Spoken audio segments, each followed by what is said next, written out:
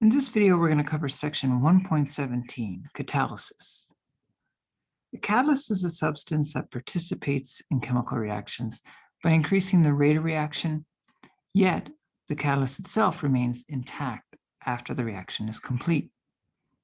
The general function of a catalyst is to provide an additional mechanistic pathway by which reactants are converted to products. The activation energy along this alternative pathway will be lower in comparison to that for the uncatalyzed reaction. Therefore, the overall reaction rate will increase. So as shown in this figure, a catalyst provides a different path with a lower activation energy. As a result, this will increase the rate of the reaction. Now we can focus on activation energy, but we also can equate this to a free energy or Gibbs energy of activation. A catalyst is going to lower the Gibbs energy of activation relative to that of an uncatalyzed reaction. Now, to be effective, a catalyst must combine with one or more of the reactants or with an intermediate species involved in the reaction. After the reaction has taken place, the catalyst is in a sense freed and can combine with another reactant or intermediate in a subsequent reaction. The catalyst itself is not consumed during the reaction, so that a small amount of catalyst can participate in numerous reactions. The simplest mechanism describing a catalytic process is shown as follows, where S represents the reactant, or what's commonly known as the substrate, C is our catalyst, SC is our substrate catalyst complex, and P is our product. And as you can see, the catalyst is regenerated as the substrate catalyst complex decays to product. Also, the substrate catalyst complex, this is your intermediate species. And so if we were to solve for the differential rate expression for product formation, this is the species that we eventually have to apply the steady-state approximation to in order to solve for that expression. And here is the solution as shown. This is very similar, identical to the solution that we obtained for diffusion-controlled reactions. As shown previously with similar types of schemes, we're going to develop a relationship between the concentration of the substrate catalyst complex and that of the reactants, that is, the substrate and the catalyst. And we can obtain a differential rate expression for the concentration of that intermediate species and then apply the steady-state approximation to it to solve for the concentration of that species. And that's shown here. So we have our three terms. The intermediate is involved in each of the three steps. We can equate this expression to 0 after applying the steady-state approximation, and then we can rearrange this expression for the concentration of the substrate catalyst complex. We're going to introduce a new term. This is a typical term in catalysis where we have this K subscript M. Km, this is referred to as a composite constant, and it's defined as the sum of K minus 1 plus K2 all over K1. So we're basically equating Km to the rate constants associated with this term. And when we substitute the expression for the concentration of SC into the expression for the rate of product formation, which will be simply K2 times the concentration of the substrate catalyst complex, this is the expression that we end up with. This is equivalent to the expression on the previous slide. It's just that now we've introduced this new term, uppercase K subscript M. This equation illustrates that the rate of product formation is expected to increase linearly with both the concentration of the substrate and the concentration of the catalyst. However, this equation is difficult to evaluate over the entire course of the reaction because both the concentrations of the substrate and catalyst correspond to species that are not in that substrate catalyst complex. And these concentrations can be quite difficult to measure. So in catalysis, a more convenient measurement is to determine how much substrate and catalyst are present at the beginning of the reaction. So how does one do that? Well, we use the conservation of mass to determine what the initial concentrations of substrate and catalyst will be equal to.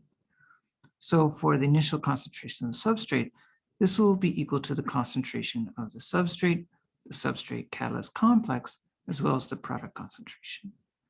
Whereas the initial concentration of the catalyst can be determined from the sum of the catalyst concentration, the free catalyst, and catalyst involved in the substrate catalyst complex. Now, rearrangement yields the following definitions for both the substrate concentration and catalyst concentration. So the substrate concentration will be equal to the initial concentration of the substrate minus the substrate catalyst concentration, the complex concentration, minus the product concentration. Whereas the catalyst concentration will be equal to the initial concentration of catalyst minus the concentration of the substrate catalyst complex. So if we take those two definitions and we substitute them into this expression, which we can rearrange to this, in a sense, we're going to equate the substrate concentration to this expression and the catalyst concentration to this expression. Now, if we multiply through, what we end up with is a quadratic equation. So this equation can be evaluated to determine the substrate catalyst concentration. However, two assumptions are generally used at this point to simplify this expression. First, through control of the initial substrate and catalyst concentrations, conditions can be employed such that the substrate catalyst complex concentration is small. Therefore, the squared term can be neglected. It's going to be a very small value. Second, we can limit ourselves to the early stages of the reaction when little product has been formed. Therefore, terms involving the concentration of the product can also be neglected. With these two approximations, the following expression for the concentration of the substrate catalyst complex is obtained. Now, if we substitute this expression into the expression for the rate of product formation, it gives us the following.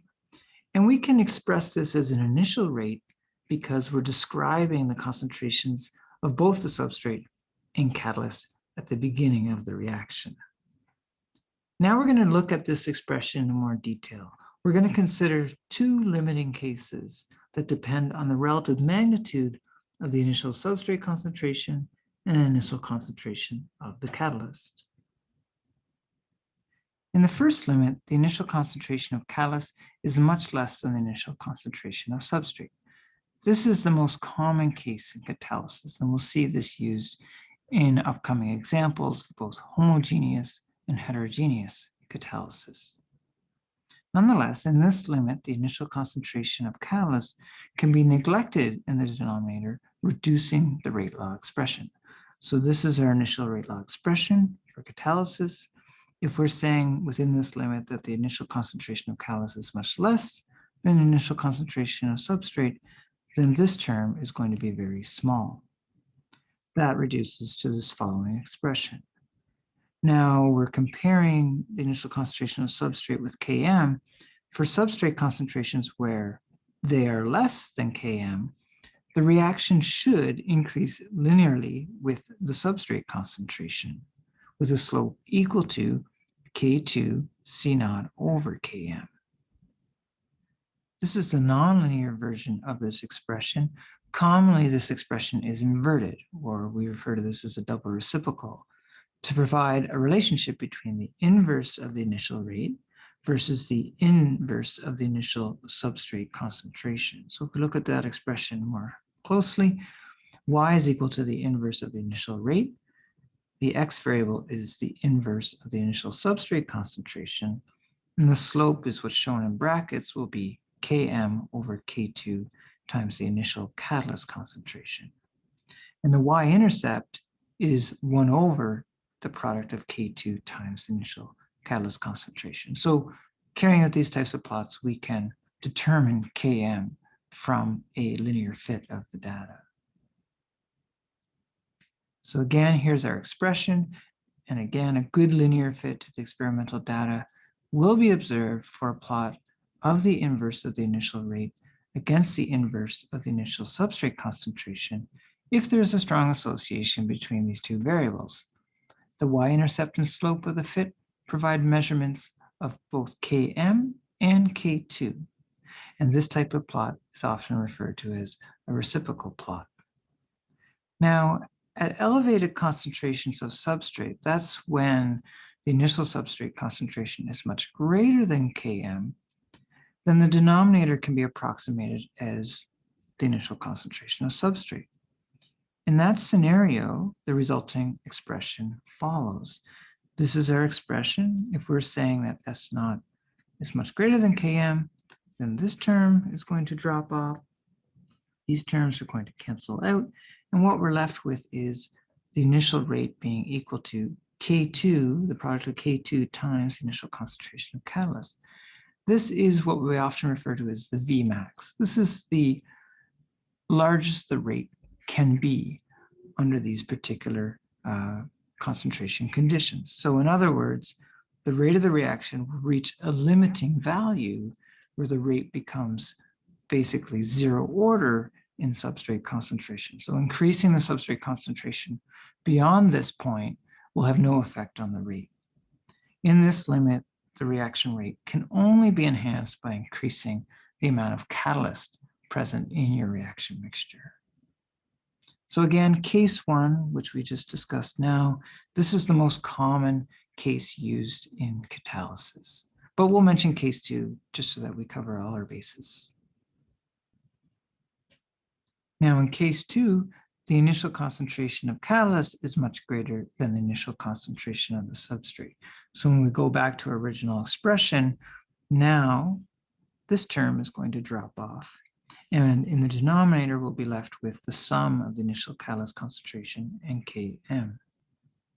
In this concentration limit, the reaction rate is first order in the initial concentration of substrate, but it can be first or zero order with respect to the initial concentration of catalyst, depending on the relative magnitude of these two values. So if C naught is much greater than Km, then this reduces to a zero order with respect to the initial catalyst concentration. But if the opposite is true, if Km is much greater than C naught, then this will be first order in the initial concentration of catalyst. So in catalysis studies, the conditions in case two is generally avoided because the insight to be gained regarding the rate constants for the various reaction steps are more easily evaluated using conditions in case one. And another side point is that generally catalysts are quite expensive. So using high concentrations of catalyst is not economical.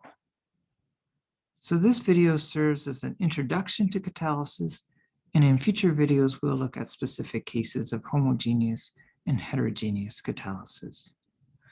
But if you have any questions about catalysis to this point, by all means, send me an email. Thank you.